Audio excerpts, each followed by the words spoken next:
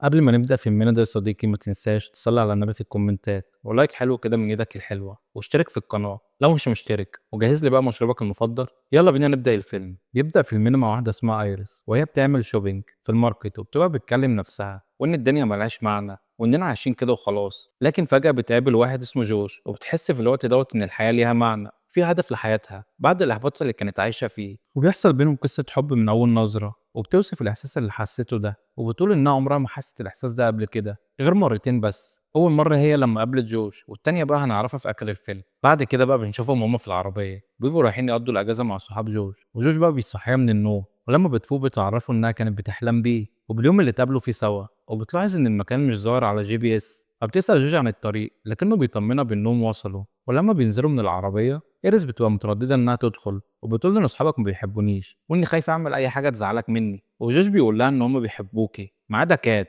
إنها ما بتحبش حد خالص غير نفسها. بعدها بقى كيت بتفتح لهم الباب وبتسلم على جوج وكأن ايريس شفافة جنبهم، وجوج هنا بيغمز لها علشان تسلم على ايريس وبتسلم عليها. بعدها بيدخلوا البيت وبيقابلوا صحاب جوج وهم باتريك وإيلي وسيرجي وبيسلموا عليهم، وبنعرف إن سيرجي دوت هو صاحب البيت وإنه روسي وغني جدا وإنه اكتسب ثروته كلها من تجارة المخدرات والسلاح وأي حاجة شمال، وبنشوفهم بقى على الغدا بيتكلموا مع بعض وايريس بتحكي لهم إنها إزاي اتعرفت على جوج وحبته من أول نظرة وإزاي أول ما شافته وبصت في عينيه حست إن الدنيا بقى ليها طعم وفرحة وشوية كلام رومانسية كده وعمالة تغازل فيه. المهم بقى بنشوف ايريس وهي قاعدة مع كات وعمالين يتكلموا مع بعض عن سيرجي وإنه غني جدا وشخص لطيف، وبتقول لكات هتتجوزوا إمتى وتفرحونا بحتة عيل، لكن كات بتفاجئها إنهم مش بيحبوا بعض وإن سيرجي متجوز أصلا وعنده عيلة وإن مجرد مرافقة ليه ونتبسط مع بعض وخلاص على كده. بالليل بقى بنشوفهم بيشغلوا أغاني وبيقوموا كلهم يقعدوا يرقصوا ويقضوا وقت جميل مع بعض لغاية ما كلهم ما بيسكروا، وأيريس بتلاحظ جوش وهو بيرقص مع كيت فبتغير جدا عليه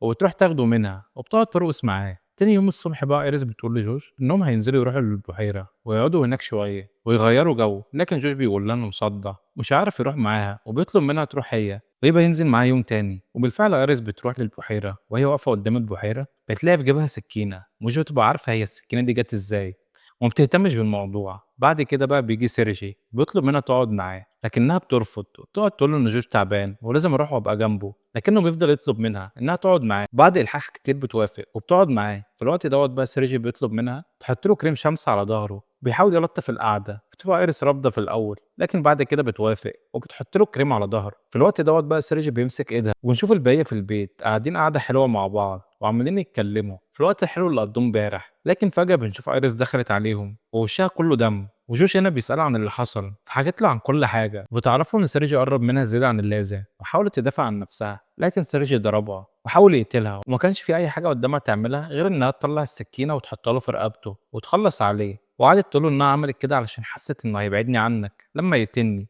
وإني مستعد أعمل أي حاجة عشان ما ابعدش عنك. المفاجأة بقى لما جوش بيقول لها نامي وبتنام على طول، وبنعرف إن ايريس دي هي روبوت، أيوه روبوت، وبنشوف جوش بقى وهو وأصحابه بيربطوا فيها عشان حاسين انها خطر عليهم. بعد كده جوج قعد قدامها صحاها فهمها انها روبوت مش انسانه وان كل اللي عاشوه دوت مجرد برمجه حتى اليوم اللي اتقابلوا فيه. ايريس بقى بتستغرب وبتقول له ايه اللي انت بتقوله ده، انا انسانه واني بحس زيك وان عندي مشاعر زيك بالظبط واني بفرح وبزعل وبغضب. فبيرد عليها وبيقول لها ايوه كل دوت تبع البرمجه اللي متبرمجه لك، وعلشان يثبت لها طلع موبايله فتح البرنامج بتاعها وغير لها اللغه اللي بتتكلم بيها وقعد يتكلم معاها وهي بترد عليه فعلا بلغات تانية. طبعا بقى ايريس مستحملتش كل ده وقعدت تعيط، والبني ادم اللي ما عندوش دم ولا احساس دوت مسح دموعها وقال لها ان حتى دموعك ديت هي ميه معدنيه مش اكتر. في الوقت دوت بقى اكيد بتروح له بتقول له انت لسه هتتكلم معاه اطفيها، ولما ايريس سمعت كلمه اطفيها دي اتعصبت جدا وقالت لها ده انت اللي عايز تطفي يا وليه يا مطفيه انت. بعدها جوش سابها وراح يتكلم مع كيت وقال لها ان ما ينفعش تقول كده قدامها وانه حس ان من حقها تعرف الحقيقه وانه بعد ما يقول لها الحقيقه ديت هيودعها وهيفصلها نهائي. في الوقت دوت بقى ايريس شافت السكينه واقعه بعيد عنها ووقعت نفسها وقدرت توصل لها، وجوش بيدخل عليها ولقاها واقعه على الارض. اول ما قرب منها ايريس ضربته وخدت بعضها وهربت، لكن قبل ما تهرب خدت موبايله. بعد كده بقى بيفوق جوش وبيقعد مع صحابه بيعرفهم ان هو اللي هكر البرمجه بتاعت ايريس وزود العدوانيه فيها وقدراتها الدفاعيه، وبنعرف ان دوت ممنوع اصلا من الشركة اللي صنعت ايريس، وان الخطة دي كلها كانت بسبب انهم يخلصوا على سيرجي، وان هو وكيتي اللي دبروا كل ده. اللي بقى هنا بيتصدم وبيسألهم ليه اصلا خلصتوا على سيرجي. جوش بيقول له كل دوت عشان الفلوس، وكيتي خدتهم للخزنة بتاعت سيرجي، ولما بتفتح بيلاقوا كمية كبيرة جدا من الفلوس وبتبقى حوالي 12 مليون دولار. ايه اللي بقى غير كلامه وبيقول لهم يا ولاد اللعيبة عندكم حق، فعلا لازم تخلصوا عليه. وجيش بيقول له ان انت طالما فهمت اللعبة الفلوس هتتقسم علينا احنا التلاتة. طبعا ايري بيتعصب وبيقول له ان احنا اربعة، وجوش ضحك عليه وقال له شيل باتريك من الحسبان عشان هو روبوت. ايوه باتريك هو كمان روبوت، وايري شاريه من نفس الشركة اللي بتصنع ايريس. وجوش بقى بيقول لايري اننا لازم دلوقتي نمسك ايريس قبل ما الشركة المصنعة تعرف اننا غيرنا البرمجة ونروح في داهية. اللي بقى بياخد المسدس من الخزنة وبيصحي باتريك وبيروح علشان يدوروا على ايريس، وبنشوف ايريس وهي قاعدة في الغابة عمالة تكتشف في نفسها وتغير لون عينيها وعمالة تقلب في الجهاز،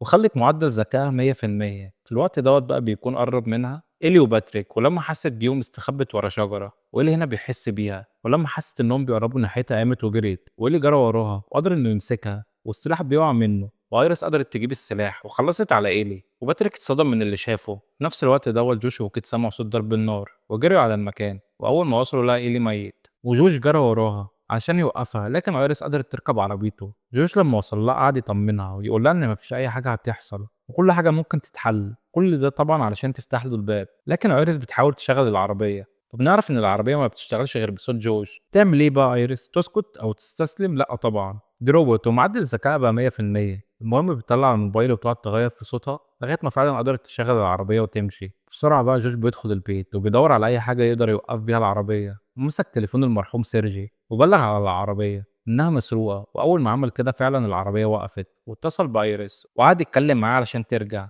ويطمن فيها انها لما ترجع هياخد الفلوس وهيهربوا هما الاتنين. لكن طبعا ايريس مش مصدقاه، قفلت السكه في وشه. بعد كده بقى جرى بسرعه للغابه لغايه ما وصل لباتريك وعمل له اعاده ضبط مصنع عشان يخليه الروبوت بتاعه، وفعلا نجح في الالكترون معاه. وبيمر انه يدور على ايريس ويرجعها البيت، وبنشوف بقى ايريس وهي بتحاول تكسر الازاز بتاع العربيه عشان تخرج منه. فعلا كسرته خرجت، لكن في الوقت دوت بتلاقي شرطي في وشها ويوقفها. فبسرعة ايريس غيرت لغتها للألمانية علشان الروبوتات دي متبرمجة على انها ما تكذبش. ولما الشرطي قعد يتكلم معاه كانت بتتكلم معاه عادي بس بالألماني، والشرطي دوت شك فيها. ولما بيبص جوه العربية بيلاقي سكينة، فبسرعة بيوقفها وبيقبض عليها. لكن باتريك بيكون وصل والشرطي حاول يوقفه، لكن باتريك قعد يضرب فيه بقوة لغاية ما خلص عليه واخد ايريس ووصل بيها للبيت. ولما جوشو وكيت شافوه بالعربية الشرطة استغربوا جدا، ولما قربوا اكتر من العربية لقوا الشرطي ميت جواها. ده كده جوش وكيت رايحين ورا الشمس. فبسرعة كيت دخلت جوه البيت وقعدت تلم في نصيبها وقررت انها تمشي، وجوش حاول يمنعها لكنها قالت له انها ملهاش دعوة بكل ده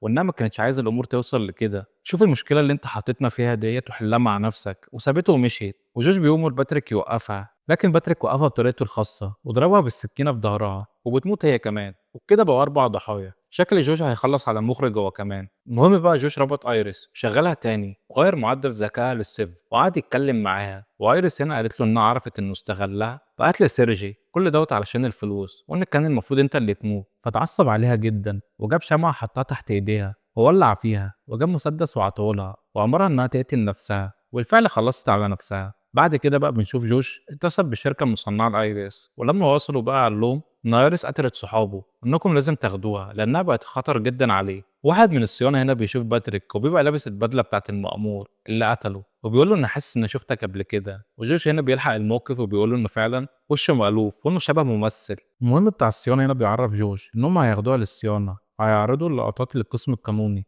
للشركة علشان يتأكدوا إن كل حاجة هو قالها دي حقيقية ولا لأ. وجورج هنا بيستغرب، وبتاع الصيانة بيكمل كلامه وبيقول إن كل حاجة بتحصل مع الروبوتات دي بتبقى متسجلة، وإن ده كان مكتوب في الاتفاقية اللي أنت مضيت عليها. طبعا الكلام ده خلى جورج يقلق. بعد كده بياخدوها وبيخرجوا. طبعا جورج بيأمر باتريك إنه يخلص عليهم، وفعلا باتريك خرج وراهم وضرب على واحد منهم نار وخلص عليه، والتاني قدر إنه يهرب منه وباتريك فضل يجري وراه. في الوقت دوت بقى بنشوف ايريس كانت محطوطة على جهاز وبتفوق وخرجت من العربية وقدرت توصل لباتريك في الوقت المناسب قبل ما يخلص على التاني، وقالت له على كل حاجة وعرفته ان جورج بيستغله وانه مش هو الملك الاصلي بتاعه، وانه غير كل حاجة وخلاه الروبوت بتاعه عشان يقدر يهرب من كل جرايمه. في الوقت دوت فعلا باتريك قعد يفتكر وعرف ان الملك بتاعه كان إيلي وما قدرش يستحمل كل دوت وخلص على نفسه. بعد كده بقى ايريس طلبت من الموظف ده انه يلغي التحكم فيها تبقى هي المتحكمة في نفسها. فعلا الموظف دوت سمع كلامها ونفذ طلبها، وبكده الجهاز اللي مع جوج ملوش أي لازمة وإن هي تقدر تتحكم في نفسها تلقائي. من غير أي برامج. المهم بقى إيريس دخلت لجورج وعرفته إن خلاص ما بقاش يقدر يتحكم فيها،